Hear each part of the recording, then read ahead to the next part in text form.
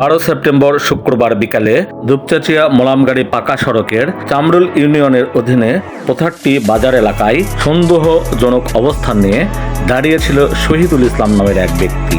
এতে গোপন সংবাদের ভিত্তিতে অভিযান পরিচালনা করে দুপচাচিয়া থানা পুলিশের একটি চৌকস দল। পুলিশের উপস্থিতি টের পেয়ে দৌড়ে পালানোর চেষ্টাকালে আটক হয় শহীদুল ইসলাম নামের ওই ব্যক্তি। আটককালে তার কাছ থেকে উদ্ধার করা হয় পলিথিনে মোড়ানো 1 কেজি গাঁজা। পুলিশ জানায়, বিক্রয়ের উদ্দেশ্যে মাদকদ্রব্য গাঁজা নিয়ে অবস্থান করছিল ওই মাদক ব্যবসায়ী শহীদুল ইসলাম। সে জয়পুরহাট জেলার খেতলাল উপজেলার খারিজা দেওতাহার গ্রামের মৃত ফয়েজ উদ্দিন মণ্ডলের ছেলে।